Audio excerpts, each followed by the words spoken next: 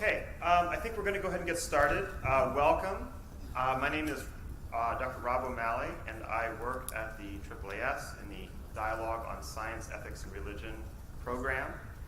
This symposium was organized and sponsored by our program. The DOZER program was established in 1995 to facilitate communication between scientific and religious communities, recognizing that these can and do overlap. DOZER builds on AAAS's commitment to relate scientific knowledge and technological development to the purposes and concerns of society at large and for the benefit of all. We have a range of activities, including public lectures and symposia, both at the AAAS annual meeting and at AAAS headquarters. A selection of some of our recent topics and talks are here. Many of these, in fact, all of the ones on the screen there are online, so you can check them out. We try to archive everything we do for broader public impact. And as you can see, we tackle a whole range of topics from human origins, gene editing, the biology of stress and resilience, artificial intelligence, and many other topics. Some past projects have included initiatives to support culture and religion journalists to report on science and technology issues by attending the annual meeting, as well as workshops and convenings to establish opportunities for conversation and collaboration between scientists and diverse religious leaders. We've also have an active project, Science for Theological Education, that includes a range of initiatives to support seminaries, theological schools, and synagogues in incorporating science content into their institutional curricula and professional development activities. One major output of this project, again archived online, is the Science the Wide Angle Film Series, a free series of short videos on a range of forefront science topics to spur classroom discussion. And those are available both through the AAAS website as well as on the AAAS YouTube channel. The project that I spearhead in the DOZER program is the Engaging Scientists in the Science and Religion Dialogue, of which this symposium is a part.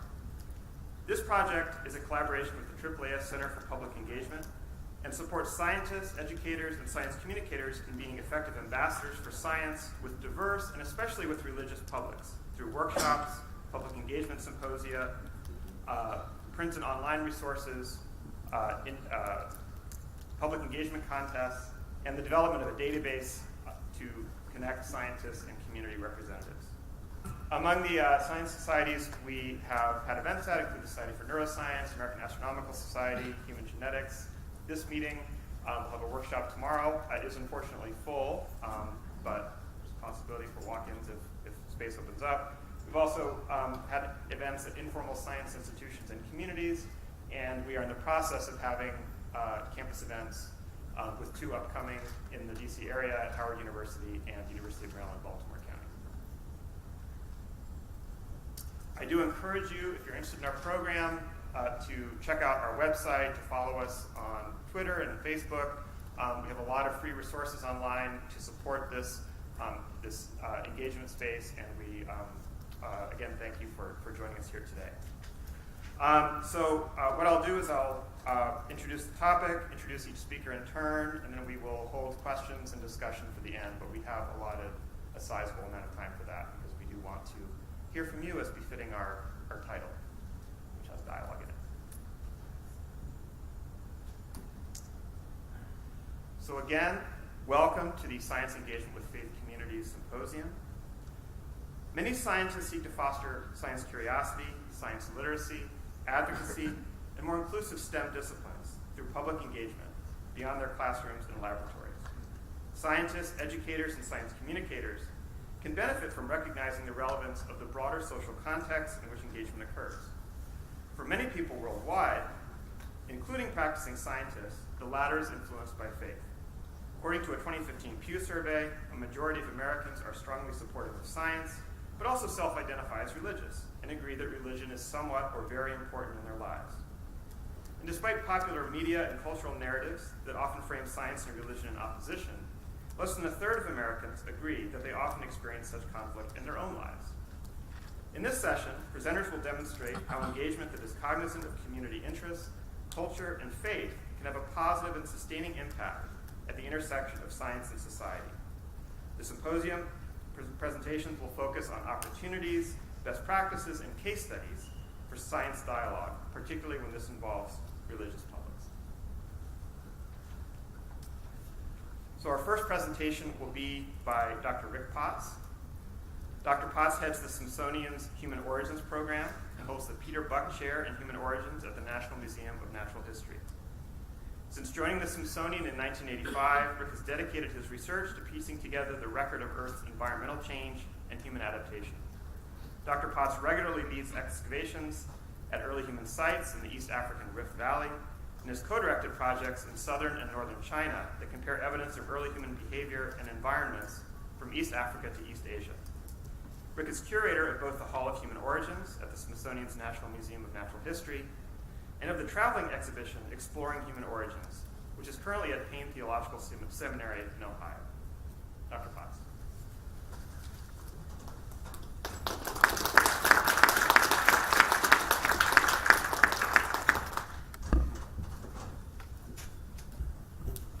I always have to bend the microphone down.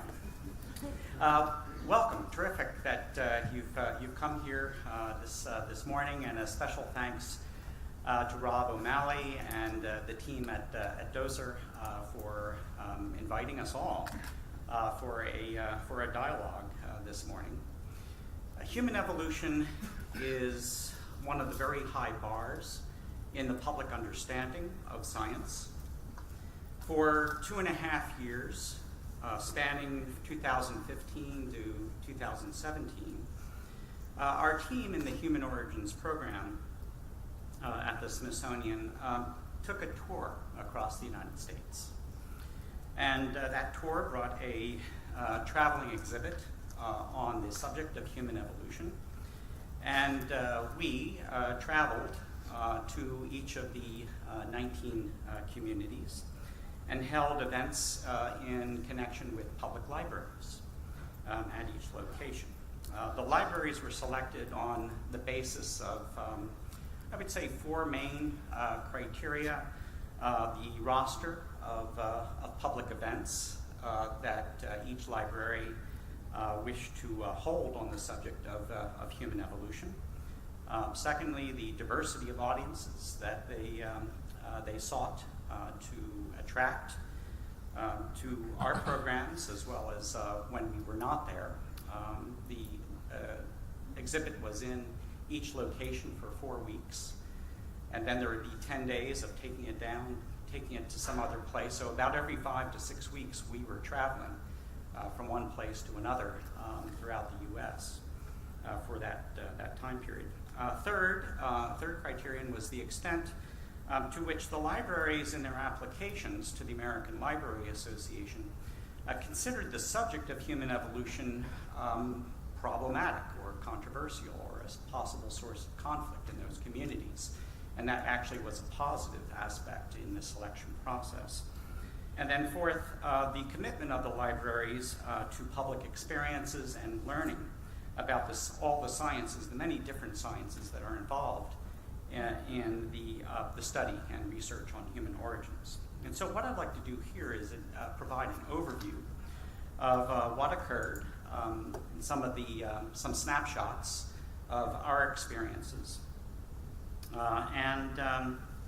Also, let me just mention, when I say we, I mean the main 3 collaborators there, Brianna Kobener, Connie Burka, Jim Miller. At least Jim is in the audience. I don't know if Connie and there's Jim there, and Brianna, but they're also here at the AAAS.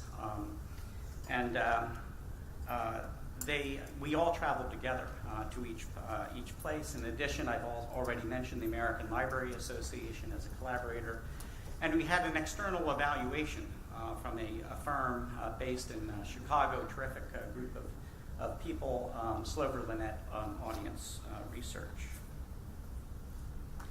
And so the starting point of all of this was our efforts based at the Smithsonian's National Museum of Natural History, right here in DC. And our audiences up at the Natural History Museum, let me back up for Our audiences at the Natural History Museum approach about 8 million people per year, just at the one museum. So we've had about 45 million people visit the exhibit over the last 9 years since the exhibit opened in 2010. The theme of the exhibit is a question: what does it mean to be human?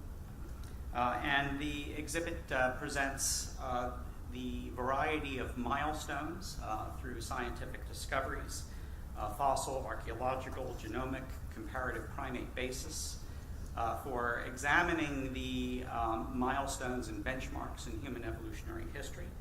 It's evidence-based, and we have tried in our approach to invite as many hands-on activities for visitors, offering ways of building bridges of people who come to the exhibit to the topic of human evolution.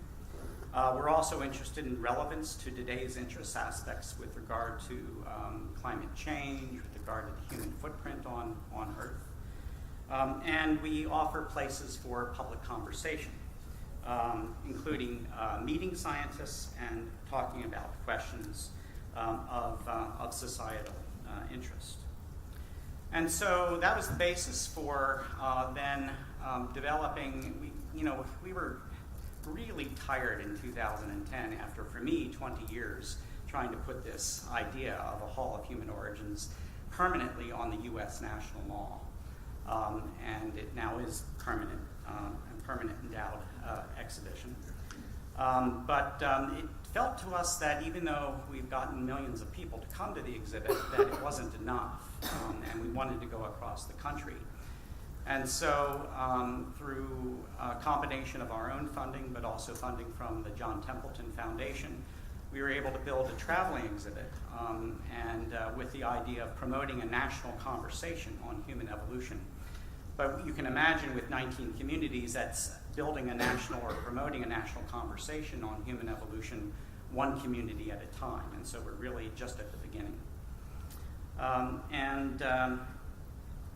And so it was also based on the thematic question: what does it mean to be human?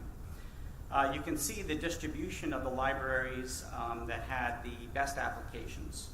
Right now, those are the red dots, the 19 communities, including 10 that identified the subject of human evolution as challenging, again, often because of perceived potential religious and faith-based difficulties and conflicts that people feel about the subject and the science of human evolution. And you'll notice that there's a big swath in the middle that we have not yet reached, and we certainly intend to. There was one place in Texas that had very successful application. In each of the applications, it was required that they build a community panel that included faith leaders in their communities. And in that particular small town, they said just outside of Dallas, it was 100 miles outside of Dallas, that's the Texas view of the world, I believe, that the pastor had to relocate, not because of his involvement with the exhibit. And so the library felt that without that support from the theological and the clergy setting in that community, that they couldn't go forth with the exhibit. In any case, those are the 19 communities. And you'll notice perhaps that there are 2 blue dots on there. And that's because we are starting an experiment where we are visiting seminaries with this exhibit. And the exhibit is currently in, for those of you who know evolutionary biology, the name Wilberforce will be particularly meaningful, but it's the exhibit is in Wilberforce, Ohio, at Payne Theological Seminary, an AME-based seminary, African Methodist Episcopal Seminary, which involves a number of different seminaries in the region and a network throughout the United States. And the spring semester, the exhibit will be there, where the students and faculty are taking a semester-long effort to study the subject of the sciences of human evolution in relationship to their faith-based understanding of the world. And then in the fall semester, we'll be in the exhibit, and our team will be in Atlanta, Georgia, at Columbia Theological Seminary. And so the aspirations of the project, we want, of course, to make accessible to new audiences the variety of lines of evidence, discoveries, findings on which the scientific understanding or narrative of human evolution is built. But evidence is not enough. We were there to nurture conversations, town halls, communications with clergy about the science and the diverse perspectives that people bring to the subject, and also to forge and to foster connections wherever possible between the scientific information and what people find meaningful in their lives. And that, of course, involves talking with people, trying to understand what people, their concerns, their interests, what they're familiar with, and how they build their lives in their communities, so that we could try to connect what science is. If it's going to be meaningful, if it's going to be a meaningful part of society, I think we need to try to do our very best to connect scientific findings to what society represents, wherever we happen to engage society. And so the tour in our, what's he doing down there? Anyway, thank you, Rob. But the tour involved 4 programs that our Smithsonian team led. Science program, a science evening program, a community conversation, which is also often a town hall type of setting, a clergy tour and a clergy conversation, and also a workshop for regional educators, science teachers often, and informal science educators. And you can see there part of the exhibit in the upper left, but also some of the programs that were done, and people just had a lot of fun with it, like in the lower right, where a family realized that they could organize their family from oldest to youngest according to the fossils that they saw there. As I mentioned, we had an external survey done that was involved not only paper surveys at all 19 places, but also ethnographic. They visited 5 of the places to have kind of ethnographic sorts of discussions, conversations with people about the subject in those 5 locations. But for those of you who've heard me speak about this before, my absolute favorite evaluation was one that was written by this, I believe, 7th grader that says, a young kid said, "Best exhibit ever. The skulls are great. I love the timeline, and the skulls, I don't know what to say, but I love them." As someone said, this is just pure joy of science. And so we were able to reach both fans of the subject as well as many other people. In terms of the data, over the 19 communities, there were over 211,000 visitors to the exhibit and to the programs at the libraries. 291 public programs in the 19 libraries, a very, very strong number. This is really cool. Over 1,700 school classes visited the exhibit, so that's about 90 per location, which in some places, many places, that all high schools in the region and junior high school classes would come to the exhibit. And so that's the reason for the large number. And 181 classrooms use the project theme, "What does it mean to be human?" To discuss human evolution and the exhibit.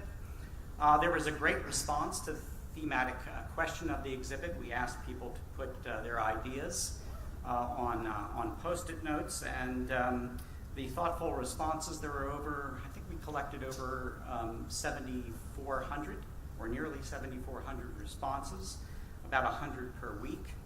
And they range from single words like art, taxes, God, knowledge, chocolate, to almost entire PhD theses written on post-internet. When speaking about human evolution in the science presentations, we began by listening. I felt very important, our team felt it was very important to begin with, say in a science talk, to begin with 10 minutes of conversation with the audience by asking for their ideas about what does it mean to be human. The science talks also drew attention to things that are meaningful in people's lives, things that people care about. And so we were able to discuss archaeological discoveries about the unique aspects of human food sharing in ways that people could connect with. The bizarre fact, for example, that human beings have this strange behavior that whenever we go food shopping, we don't just sit down in the aisle and rip open packages and start eating, but rather we take it to some other place, typically to share with other people. And matters of, for example, brain development and the neurosciences, where we could talk about the effects of brain development on the pace of growth, the tempo of how we grow up, and the implications of that for all the time and energy that it takes to be a parent. Or the recently published findings that my scientific team has finally published in Science last year about the origin of tool innovation and of symbolic behavior and social networking. And so audiences everywhere we found expressed considerable interest whenever we were able to take aspects of the science of human evolution and the discoveries and to bring them and make them relevant and familiar to people's lives. Many of the most profound and often challenging moments came in the town halls or community conversations, but also, as you might imagine, the clergy discussions. And so, for example, there were times when a member of clergy, during a discussion, brought up the importance of their faith and the conflict that presented when dealing with the subject of evolution. But in those situations, and I think this is pretty much every time, there was inevitably another member of clergy there who would also state that, well, actually that person found the subject really fascinating and could connect with it, and it was fulfilling subject to learn about, and that person, that member of clergy, would certainly encourage their religious communities to attend the exhibit and its programs.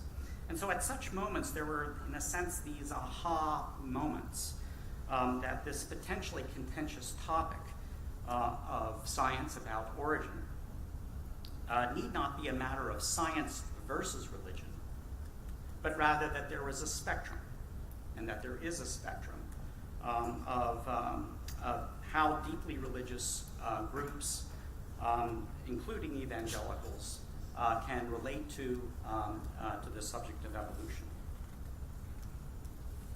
And then with regard to findings, let me just emphasize 35% of surveyed visitors in the evaluation held beliefs that reject or are skeptical about evolution by natural processes as an adequate explanation of human origins. And just looking at that subsample, nonetheless, 73% say they enjoyed the exhibit program. You can see some of the other data there. 49% thought scientific research on human evolution can enrich our understanding of what it means to be human. My faith and worldview can coexist with the ideas that they're seeing.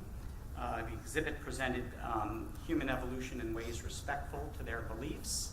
Again, of that particular subsample, 40% said they were interested in further discussing the topic.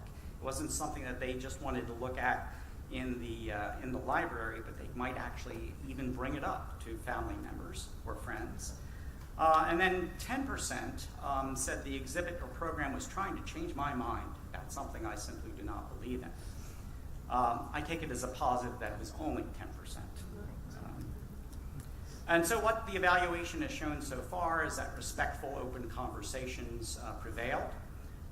Very interestingly, to me, and unexpectedly, people who believe that they are knowledgeable about human evolution, self-identified as pro-science, held sometimes very deep misconceptions about what the science of human evolution actually shows. Whereas those who identified as rejecting or skeptical about evolution often engaged very intensely with the exhibit and our programs. Overall, people are looking for a very deep level of conversation, able to model their own comments and interactions after hours. And then let me just finish with the particular case of Ephrata, Pennsylvania, rural Pennsylvania, very strong homeschooling community there. The library received letters about boycotting the library during the time our exhibit was there.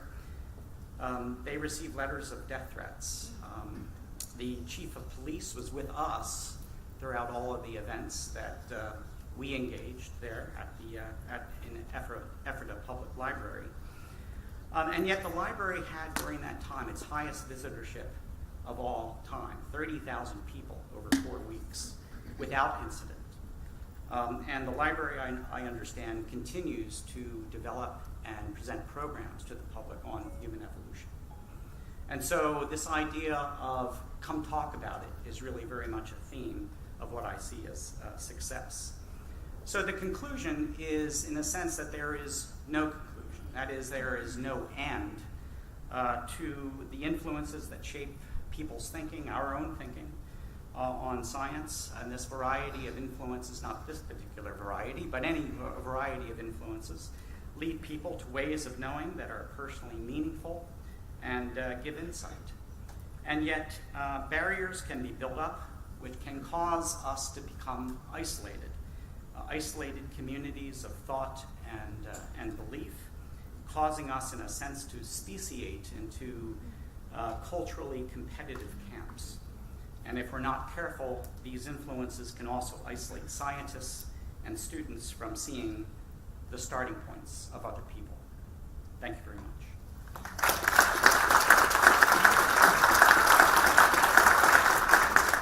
Thank you, Rick. So our next speaker is Dr. Jamie Schaefer, an associate professor of theology at Marquette University. Her research and publications focus on constructively relating theology, the natural sciences, and technology with special attention to religious foundations for ecological ethics. Her interdisciplinary teaching efforts span theology and the sciences when team teaching with physics professors on the origin and nature of the universe, and co-steering the Albertus Magnus Circle, an interdisciplinary faculty discussion group on issues at the boundary of religion and science. For 3 years, she had spearheaded the Best Practices Project of the Society for Conservation Biology's Religion and Conservation Biology Working Group, which aims to strengthen collaboration between faith communities in conservation research and conservation practice. Dr. Schaefer.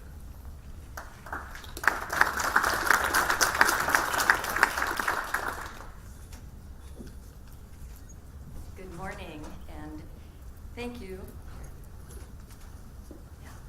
Thank you to the dialogue on science, religion, and ethics. I'm just absolutely amazed at all of the wonderful work that you do in this marvelous organization. Jennifer, the organization that you lead, the staff people that you have, I mean, you're just absolutely amazing. The work that you've been doing and continue to do, just truly amazing. Especially Rob O'Malley for putting this panel together and for making my slides more palatable. So this is really a privilege for me to present to you this 3+ year project of the Religion and Conservation Biology Working Group of the Society for Conservation Biology. The Society has approximately 2,000 members, and as Rob told you at the beginning, the Religion and Conservation Biology Working Group was organized for the explicit purpose of facilitating the collaboration between conservation science and research and with faith leaders and communities.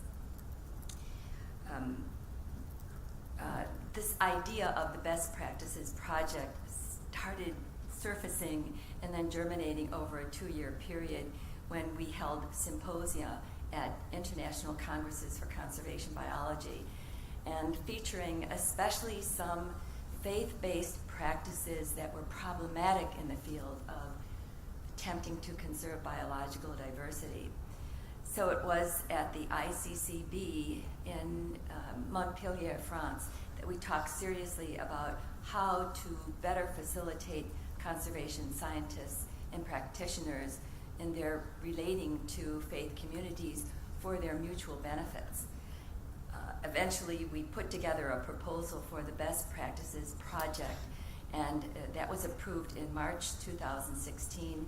We launched it with a society-wide survey that yielded over a period of 5 months some very interesting quantitative data, but even more so qualitative data.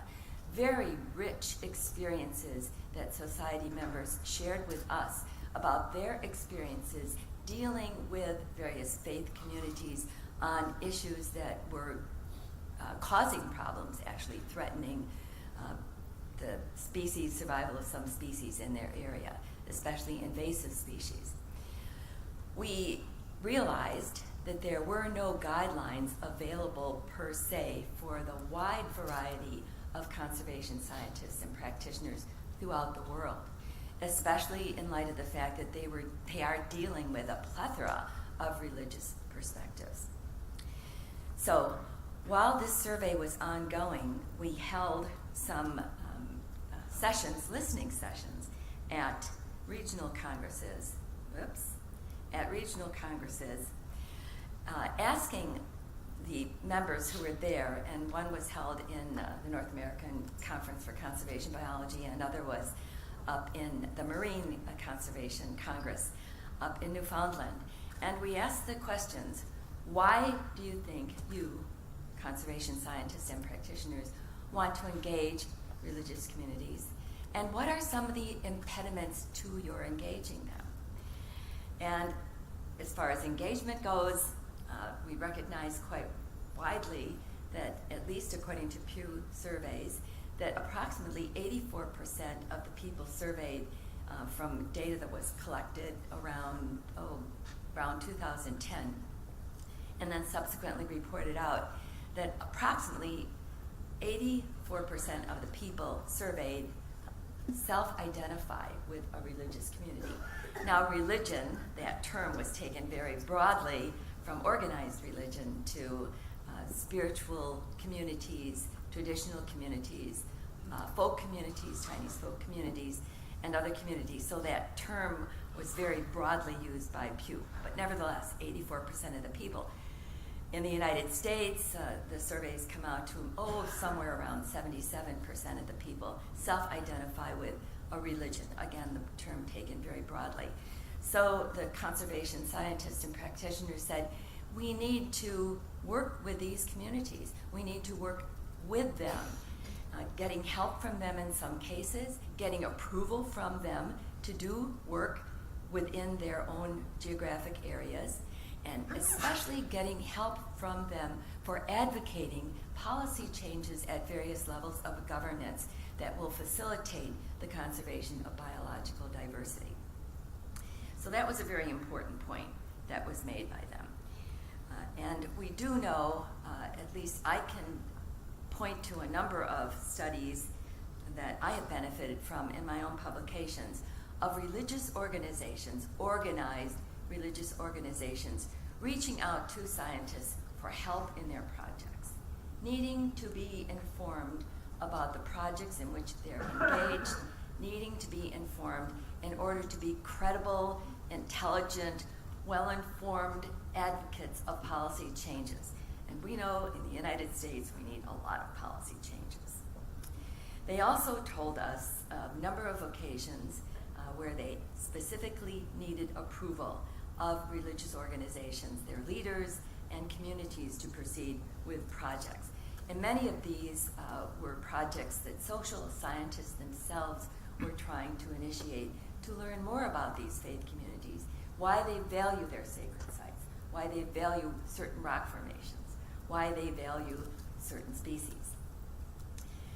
We also asked them at these regional meetings in 2016 to talk about some of the impediments that they have experienced when trying to work in areas, to study particular areas, study particular religious communities. And they told us that some of them told us that they're reluctant to engage faith leaders and communities. They really did not know how to engage them. Some of them talked about their own negative views of religion. Some of the conservation scientists had biases about religion in general, and then some religions in particular. They grouped some religious communities, and they really didn't want to deal with religious communities. They wanted to not have to deal with them. In many cases, the scientists told us, they really didn't know enough about religion. They did not know enough about specific religions, and they were reluctant to even step into areas of inquiry or to encounter areas of inquiry that were beyond their own specializations. Scientists, we know, over the years, the centuries, have become increasingly super specialized, and they become, therefore, in many cases, narrow in the ways in which they view other disciplines outside of their own, even subdisciplines.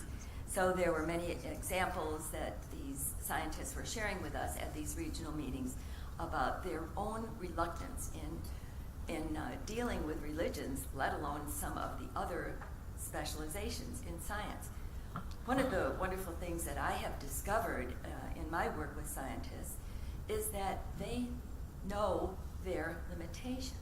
They've stayed with their specializations, and they narrow then in their focus, and they feel comfortable with these specializations. And to move outside of them actually presents them with a sense of reluctance and even, I would say, humility in realizing their own limitations in their own fields of specialization. So to even move way beyond into a humanities area would certainly cause them a great deal of hesitation. Some shared with us very negative experiences that they've had with religion, especially with religious organizations that deny science. And we know denial of science is not limited to some religious organizations. We have the epitome of that going on in our own country today. So what we heard from these scientists and practitioners in this field of conservation biology led us to realize we needed to move ahead with some kind of guidelines to facilitate their interacting with faith communities and leaders. Some of these impediments that they described, they identified as self-inflicted, realizing that they needed to move ahead themselves.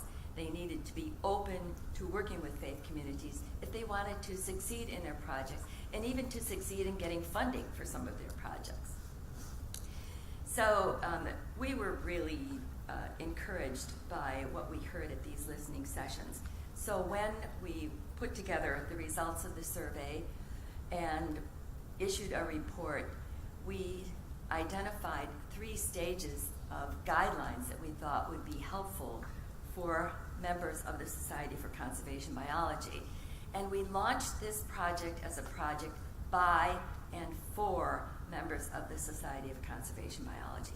A modest project, and it was a project that was initiated and carried out throughout, to this very day by volunteers within the Society for Conservation Biology, by and for members, but very willing and very eager to share the outcome of ours with a hope that other science societies might want to initiate certain types of guidelines for their own members to break down some of the barriers that exist between science and religions, taken broadly.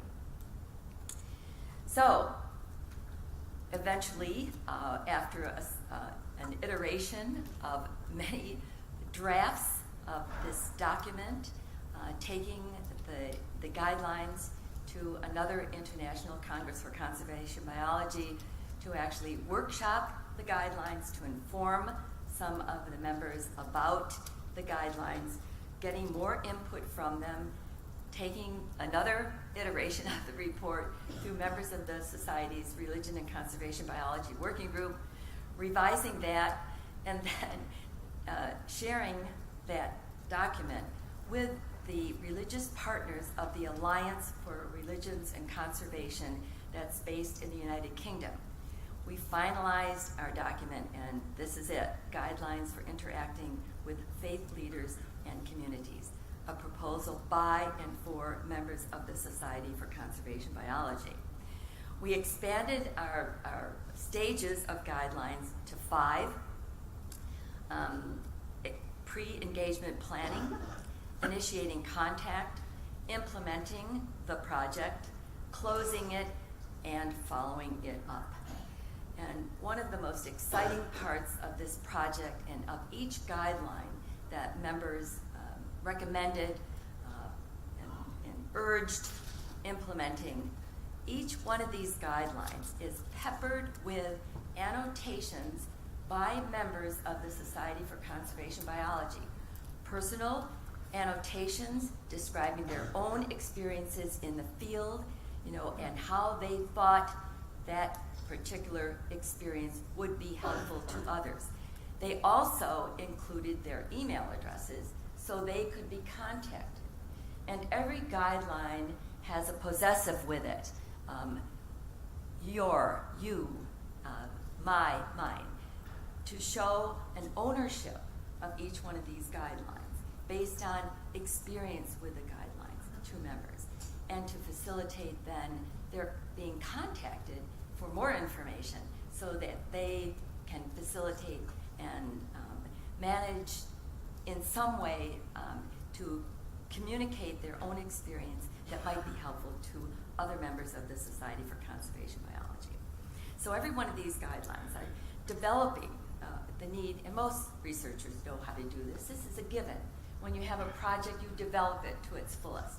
You develop all of its points from the very beginning to the very end. What is important in this particular project, when scientists are dealing with faith communities, is to develop your project so that you can explain it to the faith community in its fullest from beginning to end. And then also with the realization you're going to be getting some feedback from them, and you're going then to be able to tweak your project if it needs to be tweaked to facilitate the understanding and the collaboration of the faith community throughout the project. One of the huge points that was made by all of the conservation biologists, researchers, and practitioners throughout this project was the need for proposers of projects, for other conservation biologists, to anticipate spending a great deal of time relating to faith-based communities. To relate to them in constructive ways requires anticipating spending a lot more time on a project than one had initially anticipated. The need to, in planning a project, to identify the leaders of the faith-based community, to know about their social networks, sometimes to know about their conflicts, learning as much as they can about the age and the gender and the norms of the communities, anticipating at every step to be highly respectful to the members of the community, to their faith traditions, to their celebrations, and planning to participate in some, attend some of them, building up trust. All of this is going to take time, and engagement requires that you have a respectful attitude toward the faith leaders and communities as a way of building up trust to facilitate cooperation with them throughout the project. Another point of contention that some of the researchers shared with members of the society was the need sometimes to consider giving gifts. And they would think then, according to at least some of the recommendations, that some of the gifts that are given, if they are given, have to comport, of course, with the requirements of their own funders, but also with the way in which the organizations themselves function, the researchers' function. And some of the researchers were able to identify very helpful and thoughtful gifts that were welcomed by members of the faith community. Initiating contact, there are 12 guidelines here in this category, and they range, from a wide spectrum, but the idea of initiating contact, especially with a leader or a group of leaders from a community, continuing to demonstrate respect for everything that they are doing with them, spending time with them, responding to their needs. In many cases, making sure that they have, if they do not, the researchers do not have the facility with the language of the community, that they then would bring a liaison with them, making sure that the leader of the community with whom they're making contact approves of the liaison, and to be ready to have a different person recommended as a liaison for the researcher with the faith community. We have a number of guidelines under initiating contact, again, all annotated with personal experiences of researchers who have gone through this process. Implementation of the whole program as it was identified and shared with the community was very important. Closing the project, making sure whatever you had promised you deliver at the very end, again in a very respectful way. And then some following up guidelines. Very important, our researchers said, to maintain communication and the possibility of future research, to follow up, making sure that whatever report was generated by the project is shared by the faith community, and there is a personal connection that's made between the faith community and the researcher. And many of them reported some very pleasant follow-up conversations that did lead to additional research, and also to a tremendous sense of satisfaction that they had successfully collaborated with faith communities. So we took this report to another International Congress for Conservation Biology, and what we did at this ICCB was to not only go over these guidelines and get more feedback from members of the Society for Conservation Biology, but also to solicit case studies that could be presented then at the ICCB that's forthcoming in Kuala Lumpur in July. And we collected some absolutely wonderful case studies. We selected 5, and here are the 5 that we selected that will be then shared in detail in July. There will be a sharing of some baseline data on the Buddhist ritual of releasing animals, what's called mercy release, a practice that has some very misgiving outcomes of causing problems with invasive species and some real threats to biological diversity.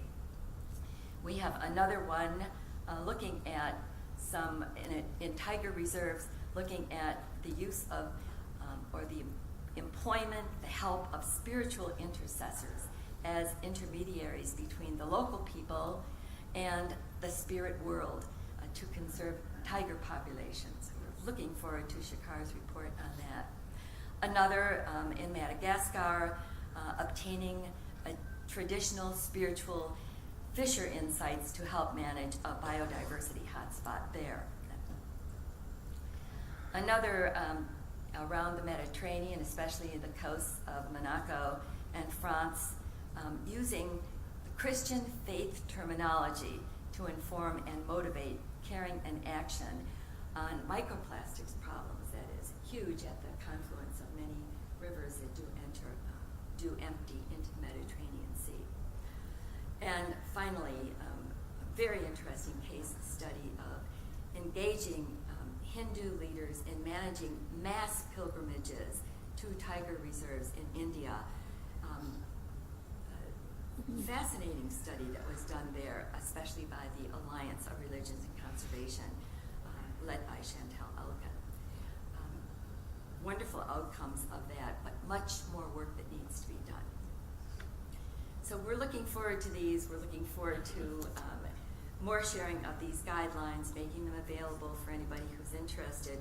And if any of you have ideas about venues where scientists might be interested in these guidelines, realizing this is a modest project by and for members of the Society for Conservation Biology, we'd be very happy to share them with you. So please let me know. And I thank you very much.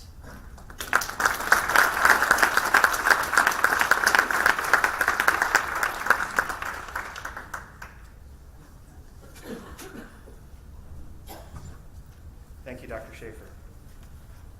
Our final presentation is by Dr. Fatima Jackson, Professor of Biology at Howard University. Her research includes the study of human-plant coevolution, particularly the influence of phytochemicals on human metabolic effects and evolutionary processes, and in population substructure and genomics in people of African descent as it relates to health disparities. Her peer-reviewed research spans the fields of biology, anthropology, and medicine. She is the director of the W. Montague Cobb Research Laboratory at Howard University, the largest collection of African-American skeletal and dental remains in the world, covering 400 years of African-American biological history. In 2017, Howard University named her STEM Woman Researcher of the Year, and she received the Outstanding Service Award from the Department of Biology. She is also currently chair of the Natural Sciences Division at Howard University. Dr. Jackson.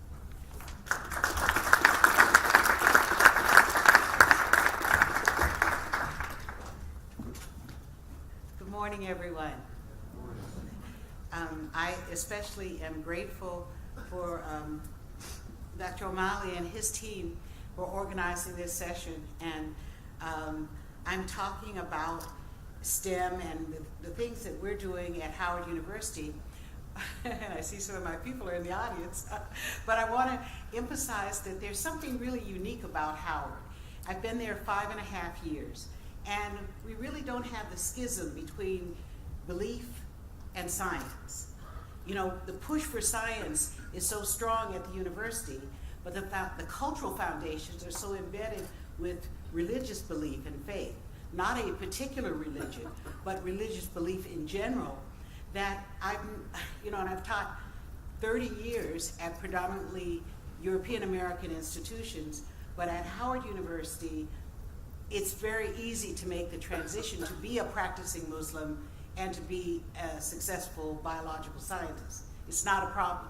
There's no conflict. And I think it has to do with the synthetic aspects of African American culture that permeate the Howard environment, making it easy to talk almost in one sentence about what's going on in the cell and what's going on in one's spiritual life. It's just not a problem. It's a unique situation, and I invite you all to come to Howard and to visit and to experience that environment because it's American, and yet it's something in addition to that. And I know that my colleague, Dr. Dunstan, is arranging something through the DOSE program at Howard University, and so you have a formal invitation now to come to the Cobb Research Lab. I'll be looking for each of you. So I'm going to be talking about the novel approaches that we have developed, integrating our love for science and our spiritual foundations in the Cobb Research Lab. And so this is who we are. We are a highly interdisciplinary, multicultural group. I try not to practice ageism or sexism or homophobia in my daily life, and therefore we're, I think, a very welcoming environment. And we have mentored about 650 students in the 5.5 years that I've been at Howard University. So that's pretty good, you know, without a lot of support. We have these huge collections, but let's just backtrack a bit. The problem with African Americans and STEM is that often science is presented as something alien for us, something that's not in tune with our rhythms, with our cultural rhythms. And so the underrepresentation of African Americans in the STEM disciplines is pronounced. And there's a deficiency of ethnic minorities and women in STEM, and it's really from my perspective, an issue of national urgency. You know, we talk about what's a crisis. This to me is a real crisis. Because if you don't have enough citizens going into the sciences, and science is the foundation for the society, we're in trouble. We are in trouble. And it has been estimated that if we adequately trained enough African Americans and Latinx young people to go into STEM, we would meet the deficits that currently exist in the STEM disciplines. And we would guarantee our nation's primacy in the STEM disciplines if we would just be fair and uniform in training. We also find that African Americans disproportionately leave the STEM disciplines once they're in them. And we make a huge effort at Howard University to nurture the students along and give them lots of opportunities for exploring STEM. So again, who are we? Well, the W. Montague Cobb Research Laboratory, it houses 3 main collections. And that, as Dr. O'Malley said, it covers 400 years of African American biological history. So we've got the New York African Burial Ground, and we have students and faculty working on different aspects of that. We have the Cobb collection, which is 19th century and 20th century African Americans. We even have some skeletal remains in the Cobb collection of individuals who were born in slavery. And then we have most recently the Rupert's Valley African Burial Ground. And this is from a site in the South Atlantic, in St. Helena's Island. And one of our graduate students just brought this collection back. We are the only university to have this collection of Africans who were disinterred recently when the St. Helena's government wanted to build an access road to the highway. So these were 325 Africans. Did it fall down again? No. Just take it down. These were 325 Africans that were on their way to enslavement in the Americas, and then were returned by the British Navy to the refugee camp that was at St. Helena's. In fact, the number is really about 30,000, but of those, 325 were disinterred, and so we have their skeletal remains, and now they are at Howard University. And so that gives us a chance to reconstruct our history. So let's put this context on this, and especially in the sense of spirituality.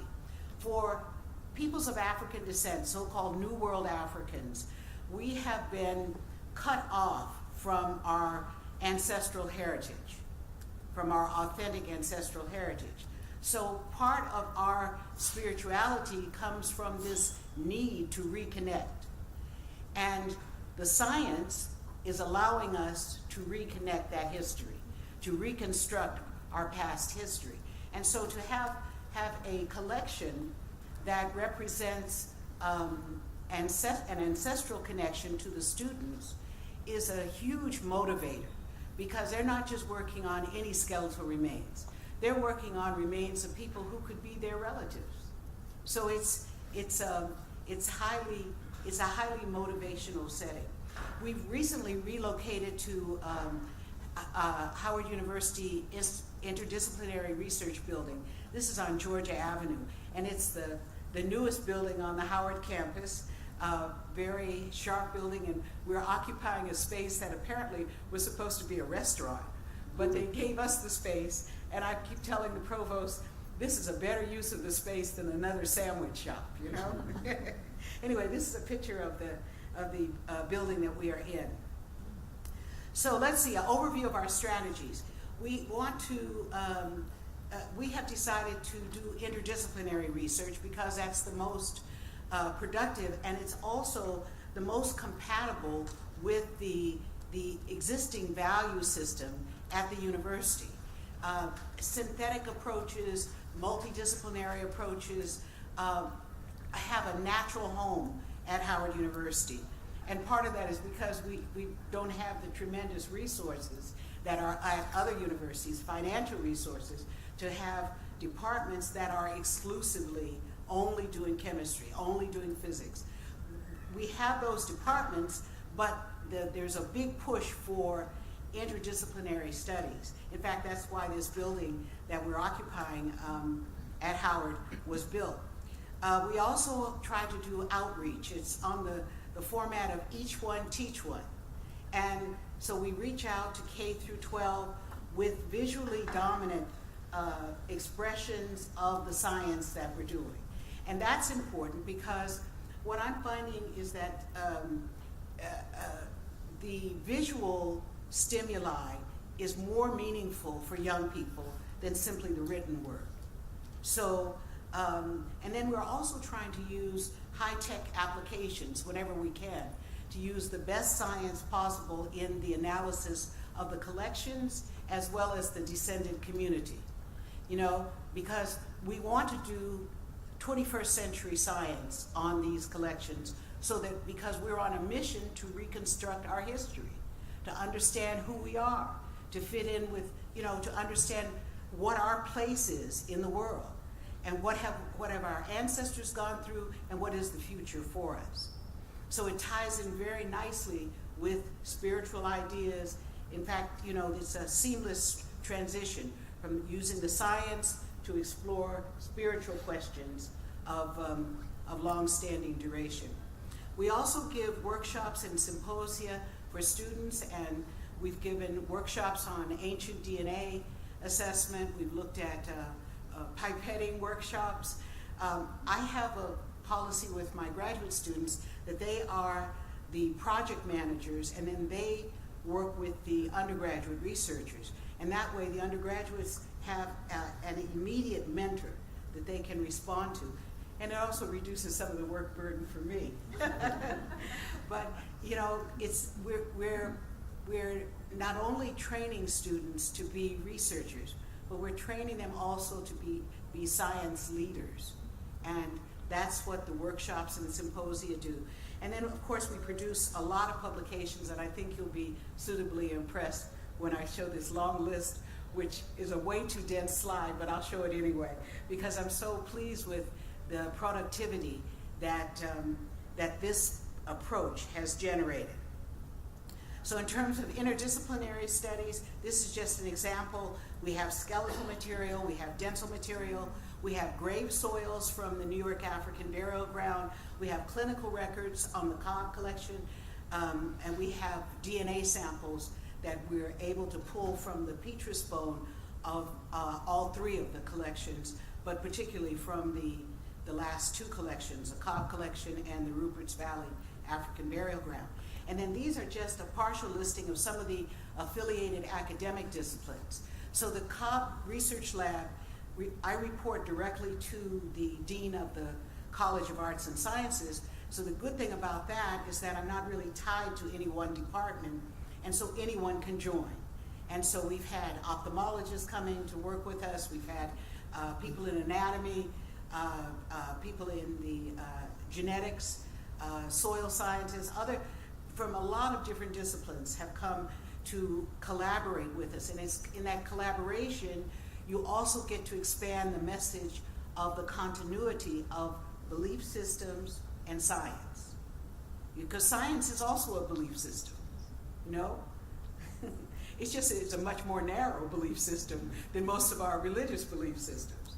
And a lot of our religious belief systems, there's factual information and there's allegorical information. So you try not to confuse the two, you know? And then you don't have a conflict. Anyway, that's the approach that we take. We also have tried to do this K through 12 outreach, and the New York African Burial Ground is the largest and oldest African burial ground in North America. And so the stories of those individuals, we decided to start making fictional accounts of what the lives of the children of the New York African Burial Ground, what they would have done. And so the students, Adi Tomiwa and Miriam, are their two major writers, and they have been writing stories, and here are some of the stories: Little Medicine Girl, The Great Run of the Trap Maker. And these stories, we hope to have about 20 of them, make them available to the New York public school system, because they want materials that introduce STEM and ethics in the context of history. So we're trying to write stories that show agency for these people of the New York African burial ground. These are 17th and 18th century Africans and African Americans. We also give symposia and workshops and community outreach, and these are just some pictures of people and some of the team members who are here. You guys will recognize yourselves in the pictures. And we symposia for the last, I think we've given 3 major symposia in 2014, 2016, and then 2018. And these are symposia that the students give their presentations.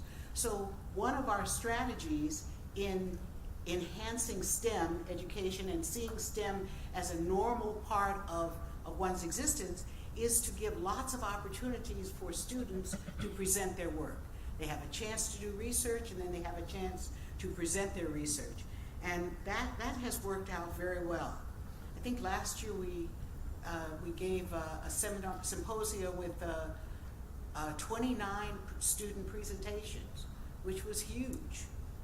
So these are some of the presentations that have been given over the last 5.5 years. I don't expect you to read all this. I'm just going to overwhelm you with all the lines. See? So that's 30 Research Week scientific presentations, 35 Research Week scientific presentations, and these covered a wide range of fields. How are we able to do that? Because we have a very broad view of science, a very open view of science. And we have the strategy of graduate students. I teach the graduate students teach the undergraduates. Undergraduates then will have K through 12 working under them. Again, it's each one teach one, and as a consequence, the graduate students and the undergraduates have won all kinds of awards, and not just awards of our own making. They've have won awards from Sigma Xi, from National Geographic. So they have been funded for their efforts, and that creates an environment of success and accomplishment. In terms of applying high technology applications, this is just an example. We're looking into both the geospatial applications with using geographical information systems, also big data applications, and we have Dr. Latifah Jackson, who's a computational biologist, working with our students to make sure that in bioinformatics they're well informed and they integrate that into their dissertation projects. These are just 2 illustrations of cancer in the Cobb collection in a paper that we published in Frontiers in Oncology. So these are some of the publications that we have. We have been really trying to get our message out about being productive. We have a saying in academia that if you don't publish it, it's like you never did it, right? And so at least that's what I'm always telling my students. You gotta publish. So these are just some of the papers that they put out, the publications, but also we put a newsletter out 4 times a year. And so these are just some of the publications. So not too bad for 5 years, 5.5 years. Future plans. We hope to continue training students, and the analogy that I often tell them is, remember roller derby? Remember the show Roller Derby? And people would be skating around, and someone would reach back and swing somebody forward. And I tell the students, that's me swinging you forward. That is, I want the students to be more accomplished and to be better trained. And I came out of Cornell, so I got good training, but I want them to be better trained because That's what the world demands. I don't want them to be caught in the vortex of religion versus science, because it's a false dichotomy. It's as false a dichotomy as nature versus nurture. You know, we have to have a greater level of tolerance, and we try to encourage that in the lab as we study these 400 years of African American history and biology. And we hope that, and I feel that, we are producing the leaders of the future. That's what it feels like. I know that, for example, the young man in the picture next to me with the short dreads is a Rhodes Scholar. I mean, how often do we get Rhodes Scholars? So this was, he just was one of the students, really applied himself, and now he's at Oxford. You know, so it's very possible, once you've reached that equilibrium between science and faith, and one is not taking away from the other, to in fact be able to ascend to quite high heights. And that's what I think I'm seeing with the students, and I think that's what we're doing, and I think we're doing it successfully. Thank you all very much.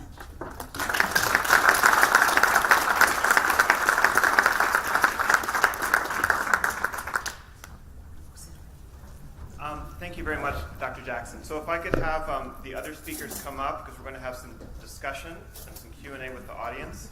And as they're coming up, I will introduce our discussant who will share some remarks and then open up the floor to questions.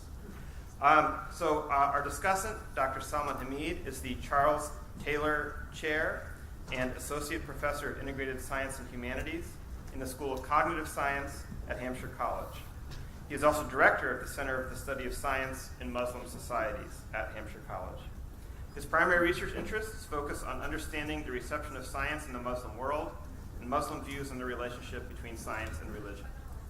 His other research interests include analyzing reconciliation efforts over sacred objects in places of astronomical importance, given his background as an astronomer. His public science engagement activities include the creation of short videos on astronomy, cosmology, and other science topics in Urdu. Dr. Hamid.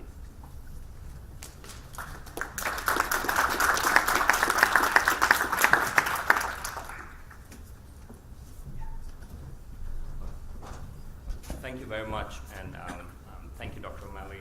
Thank you to Doser, and thank you to all the speakers. Those were fascinating talks. I wish there were 3 hours, 1 hour for each talk, and maybe more. So I will be quick, and because again, since in the spirit of dialogue, we want to have your questions as well. So I'll make 4 quick points, and I will start with the Doser program itself. I'm a scientist, I'm an astronomer by training who has dabbled into other fields, but many years ago when Doser was active with Dr. Jennifer Weissman, started the program, revitalized the program in the 2000s, I was quite familiar with the criticism and critique that was coming from some of the vocal voices in the science community that, well, scientists should not talk to religion, or, well, science and religion are completely separate, and having a dialogue will actually dilute science. And I think over the period of time, what has been wonderful about this particular program has been that they actually tuned out some of the most vocal voices, and instead, over the last 20 years or 15, 20 years, what I find fascinating is that there has been a really solid grounding in preparing scientists and people who want to promote science alongside with the religious communities. And a lot of the times, this is that realization that those communities are not separate. Sometimes there is actually a complete overlap as well. But this particular panel, for example, was a fantastic example of taking that approach at a practical level, getting data, and then talking about it. So I think there is a really substantial progress in that has been made, and I think that is really outstanding. So I work a lot on Muslim perceptions of science, and so my comments about the panels will be tinged with that, and so I will try to elaborate a little bit on that, and again, I'll make sure the time is not there. So regarding the Dr. Potts talk, that was, again, really interesting. Human evolution is potentially one of the flashpoints that people talk about science and religion. But is it really a flashpoint? And in my own research regarding Muslim perceptions on evolution as well, what we find is that, well, evolution means different things to different people. You actually have to start with, I think, well, what is people are rejecting or accepting and other kinds of things. And that has to start with a listening session. And I thought that was really interesting that before you actually communicate with the people, you say, okay, well, tell us what are your concerns and what are you thinking about it? And we have to avoid making these kind of topics as identity markers. Because sometimes evolution has nothing to do with the science of evolution, but it may stand for something that it doesn't or doesn't have to. And so sometimes it is considered as an atheistic tendency that if you say you believe in evolution, that means you're an atheist. Well, that is not the case. In Europe, within the Muslim context, sometimes it is showing up in anti-immigration debates. Because like, oh, Muslims don't accept evolution, which is not true. But it is shaped up into these anti-immigration debates. You can then say, okay, if Muslims come in, they will destroy your education system. In Europe, of course, in America, it's a very different debate. So local cultural, political factors actually really come in. And same thing with the conservation aspects. And again, those fascinating examples, those case studies, I would love to hear about them because those are so interesting. And so I'm looking forward to when those come out. And I just wanted to share one data, again, because Pew surveys was introduced in the US amongst the Muslim population. So this survey was done in 2017. And so the question was, what does it mean to be a Muslim? So kind of like, what does it mean to be a human? So it was like, what does it mean to be a Muslim? And interestingly, amongst US Muslims, 62% said to protect the environment. Right? And in fact, the number that was below that was to follow the Quran, which is the holy book for Muslims. So again, now there is a whole interesting research. That's what I'm interested in. Like, okay, so what drives people to put those things out? But conservation is definitely one of those areas that can really build bridges, and it's a fascinating ways, and sometimes there can also be clashes, as with the Buddhist ritual, they were talking about releasing animals. So again, a fascinating landscape that needs to be explored. And then I think everything gets connected together with Dr. Jackson's talk, because what is it all about? And it's about stories. It's about a deep connection to it, and I think when we are talking about this engagement about science and religion, I mean, there are so many ways that we can connect with science, because science is telling us one way of where we are from a scientific perspective, how we came to be. But then ultimately, people who are asking those questions and people who are talking about these things are also humans. And we are all connected to other humans. And it is those stories that give you the power of the connection. And I think science, again, the engagement of science and religion is actually powerful. It makes sense in that sense. And it would be different for different people. But it is the research that connects, that gives us informed decision about that. Just one last thing. There is one thing to complain about, and that is the cartoon that Dr. Potts showed. Like, and I saw that one of the walls had hatred of cilantro. And I actually think that is a legitimate identity marker. I don't understand that. I think if I don't have cilantro, I think I will die hungry. So anyway, thank you very much. Thank you again for a wonderful panel. So for questions, please.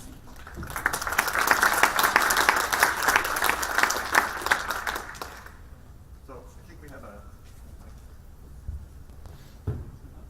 Okay. We'll ask you to stand up, speak loudly. Questions? Oh, there's a mic there. I'm sorry. So if you go to the mic, questions are short and they have an upswing at the end. How do you deal with communicating that science is not always certain, that it changes? Facts may change based on what we find something. So how do you communicate uncertainty? In my courses, when I'm team teaching with other scientists, we make it very clear that there are uncertainties, what we call a field of critical realism, whereby science is always open to revision, to further studies, to more questions, more theories, more testing, and so forth. And that theology also is open to the ways in which we express faith, based on what is happening in our time and our understanding of the world. So uncertainties or lack of definitiveness is certainly a byword and a mode of operation when we're dealing with relating theology and the natural sciences. I think that with regard to the subject of human evolution, it's such a dynamic field of discovery that it was actually fairly easy to show how new discoveries can actually, refine things, can overturn things sometimes, and that was actually seen as a positive. But it needed to be couched for certain audiences in the context that we're not here to convert you if you feel some conflict with this. But we're interested in the AAAS sign being kept up. No, we're interested in in finding new findings about the world that help us think. And that help us think part of it was, I think, really resonated with a lot of people. I think I agree with what's been said, and I would add that I'm frequently saying, I don't know what the answer is. And I explain to the students even what random means in science, that it means that we don't know what the answer is, but we're positive that if we keep working on it, we'll find the answer. Random does not mean haphazard, And so understanding that science is a part of being human. Sometimes people don't understand that. In fact, doing science is part of being human. And so those early hunter-gatherer scientists, who threw some seeds in the mud, and out of that came beginnings of agriculture, they were making observation. They were making measurements. Science is not white men in white lab coats. It's way beyond that. It's way deeper than that. And so when you present science in that way, just as the same way I think of faith as something that humans do, this is just part of being human. So therefore, there's not that tension. People with an agenda for science have often distorted. They've presented another level of distortion and added to the conflict between belief and science, when it should not necessarily be there. And certainly in Islamic history, when Islam was most scientifically influential, it was through the route of belief, without saying that the Quran is not a science book, just as the Bible is not a science book, but it was a source of inspiration for people to do the scientific behavior to develop new insights. And that would be nice to get back to that. Hi, my name is Jacqueline Goldstein. I'm a PhD student in astronomy and science communication from the University of Wisconsin-Madison. Thank you for providing tools to make interconnection between communities more attainable. Dr. Schaefer, I'm wondering if those slides with the framework could be made public. One question. And then a question for you, and a question for Dr. Jackson. So that framework, it can make sense, listening to it all makes sense. I'm wondering if you can provide some circumstances where maybe applying the framework didn't quite go as planned, or maybe you were surprised by some sort of response that you got, kind of how messy it can get, just to put some practical applications to theory. And then my second question is, certainly traditional knowledge and scientific knowledge are not antithetical, they're complementary. And I'm wondering if you can provide some tips for, I guess, really how to communicate that to other scientists who maybe don't necessarily share that view. Thank you for your interest in this project.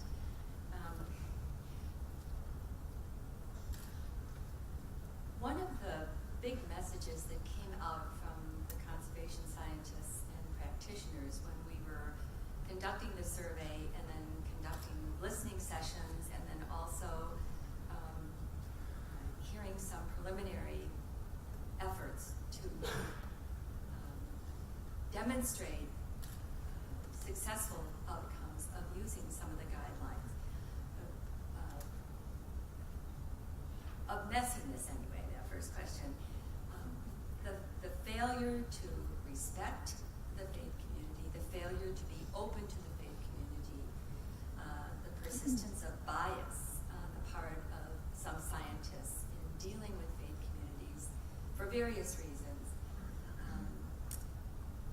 indicated to us the need to continue to underscore the openness of scientists when they want to do projects to building up a sense of true trust, true communication, true openness to want to communicate.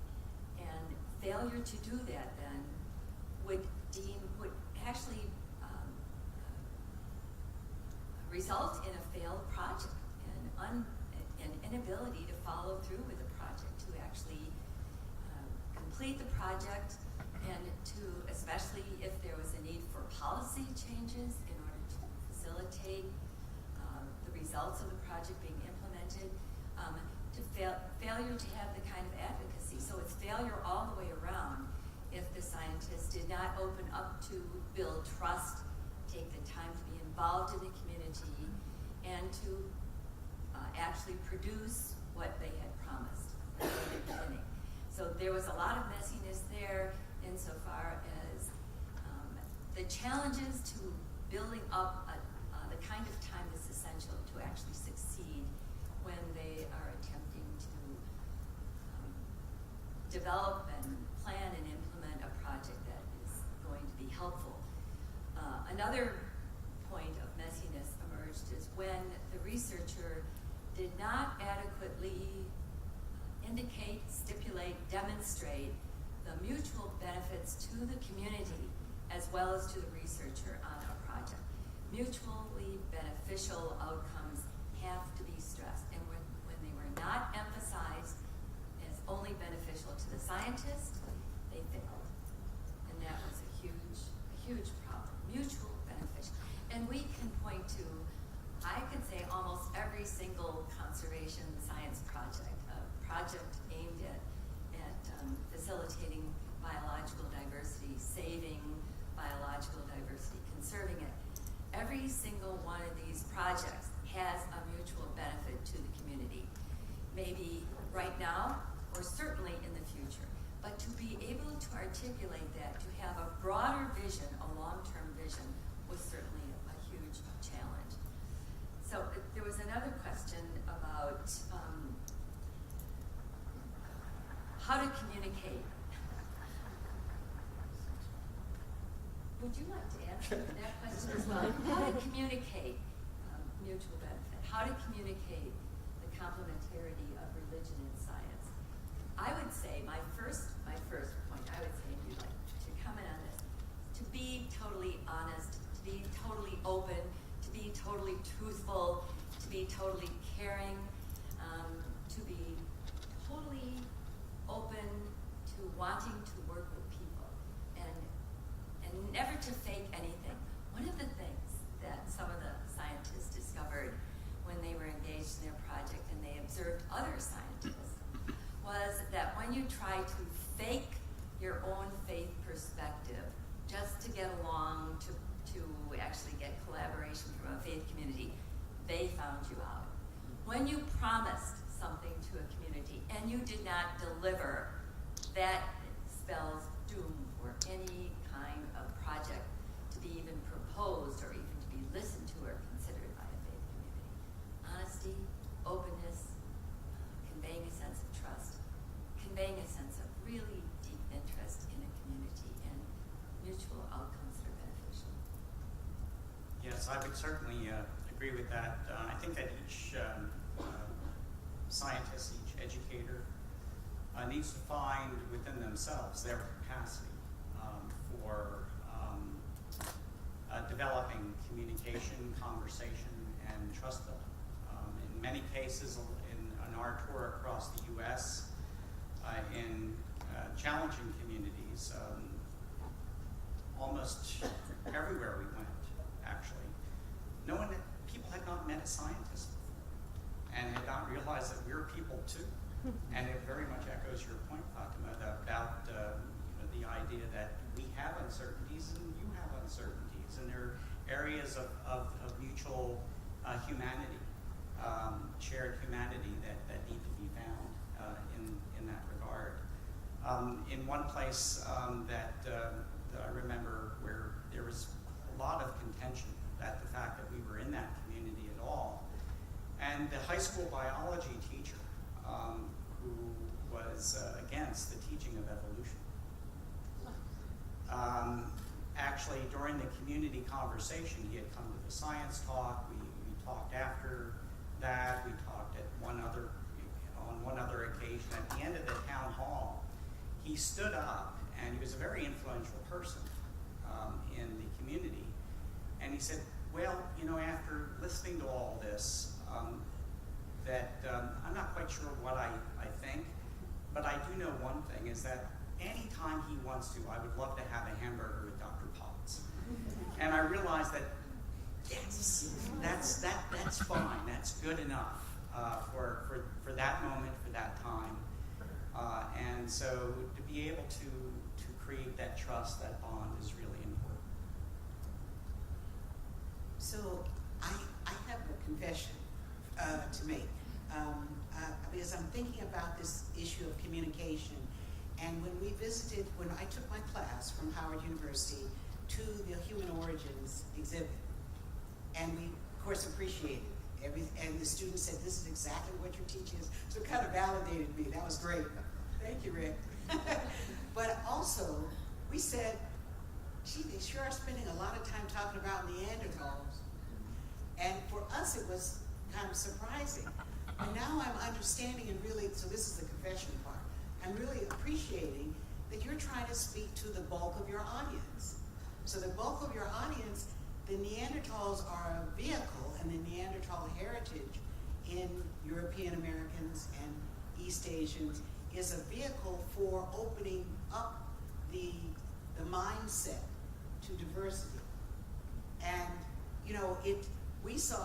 I saw it as, wow, they've really overdone it with these Neanderthals at the exhibit.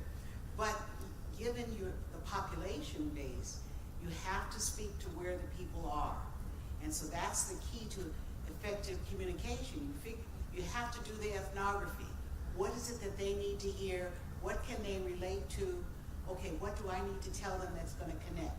In the limited amount of time that I have and the limitations of our interaction, where can we connect so that they see me as a human, the trust is established, and we can move forward together. I love that story because the Neanderthals may be a point of entry, but it's really our way of saying to people, well, actually, we all are Africans. Yes, I know. And if you said that directly, people would turn around and walk out. So you go through the Neanderthal, and I appreciate that. So anyway, that was my confession. I see where you're going with this, and I like it. So we are over time. I think we have time for one more question if it's very brief. All right, try to make it brief. I have a question for Dr. Jackson. I was so compelled by your description of Howard University's culture, where you can use God and DNA in one sentence, and where it's, we don't buy into this false dichotomy of religion and science. And I was curious what other universities or institutions could do to foster that kind of culture, separate from the experience that your students bring and the uniqueness of your own work. And I'll give a very short answer, and the answer is I have no idea. Because I think that value system is a direct outgrowth of the disadvantaged position of African Americans in this country. When you have the monster of racism that is never takes a rest, that is always there, then you cannot put all your eggs in the basket of science. There's going to be aspects of your life that science will not give you a fair shake. And you have to go back to your faith. And you have to feel, I still am somebody. Even if the latest scientific dogma is saying that I'm worthless or that I'm less educable or whatever, you know? So we've always had that challenge of identifying ourselves and finding wholeness. And we can't get the complete wholeness from the science because the white supremacy still tinges much of the science. You want to Just one quick response. I would say, teaching at a Catholic Jesuit university, that we have the imperative to be much more interdisciplinary than we are, and from a faith perspective. We follow what we call the Ignatian pedagogy of see, judge, act. See scientifically what is going on. Judge it, evaluate what is going on from a faith perspective, that we should be responsive to ecological degradation, which is a huge issue, and act on it. But providing the kind of interdisciplinary atmosphere that Fatima has at Howard University, we are far, far away from achieving that in reality. So if I can just respond to that as well. So the goal of our program is, in fact, to foster constructive dialogue.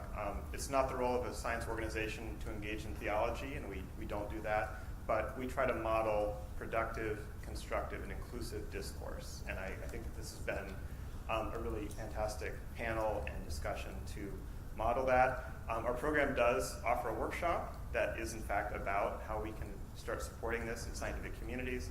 And we also have resources online that you can check out, both that are available now and that will be coming online in the coming months. So I do encourage you to check that out.